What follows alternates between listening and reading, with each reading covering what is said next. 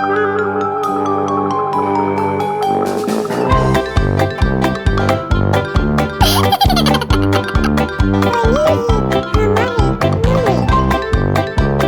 सवारी मुन्नी और गुंडूबा सुबह सुबह अपनी पुरानी स्कूटर पर सवार होकर सब्जी लेने बाजार जाते थे। गुंडूबा स्कूटर चला रहा था, मुन्नी पीछे बैठ गई और स्कूटर चलने लगी। जैसे ही वो बाजार के पास पहुंची, मुन्नी ने अपने बगल में खड़े ठेले देखे और सब्जी खरीदने के लिए उत्सुक हो गई। उसने इतना हंगामा मचाया कि गुंडूबा को पार्किंग में अपनी स्कूटर पार्क करने का भी मौका नहीं दिया। गुंडूबा ने क्रोधित होकर उससे पूछा कि इतनी जल्दी क्या है, और सब्जी की गाड़ी के सामने गाड़ी रोक दी। वहां पर नो पार्किंग का बोर्ड लगा हुआ था। थोड़ी दूरी पर एक यातायात पुलिसकर्मी इंतजार कर रहा था।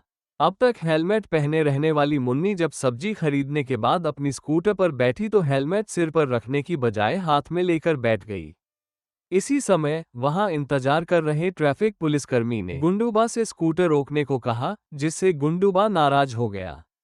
जब मैंने स्कूटर किनारे खड़ा किया और पूछा कि आज क्या दिक्कत थी, पुलिसकर्मी, मैडम, आपने हेलमेट नहीं पहना है। गुंडूबा ने पीछे मुड़कर देखा तो हैरान रह गए। हे भगवान, अब मुझे क्या करना चाहिए? मेरी जेब में कोई पैसा नहीं है। पीछे मुड़कर देखने पर पता चलता है कि उन्होंने कितनी बड़ी गलती की थी। गुंडूबा, ठीक है सर, मेरे पास अभी पैसे नहीं है, आप केस दर्ज कराइए। जब मेरे पास पैसे होंगे तो मैं जुर्माना भर दूंगा। पुलिसकर्मी, नहीं, ऐसा नहीं होगा। आपको यहीं अभी पैसे चुकाने होंगे।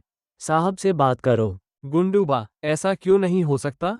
ये डिजिटल युग है, हम अपना जुर्माना कभी भी भर सकते हैं। अपने 15 साल के ड्राइविंग के अनुभव में मैंने केवल एक केस झेला है। मैंने अब तक कोई अपराध नहीं किया है। मैंने वो जुर्माना ऑनलाइन ही भरा है। पुलिस वाला, मुझे ये सब मत बताओ, साहब से बात करो वरना गाड़ी जब्त कर लूंगा।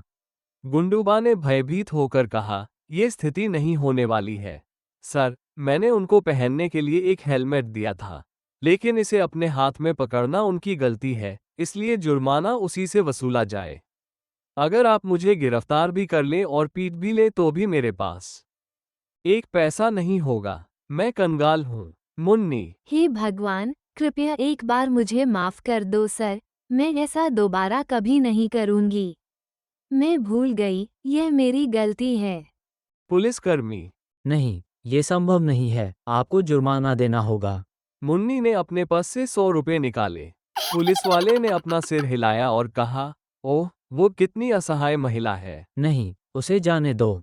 तुम्हें जुर्माना भरने की जरूरत नहीं है, लेकिन ऐसा दोबारा मत करना।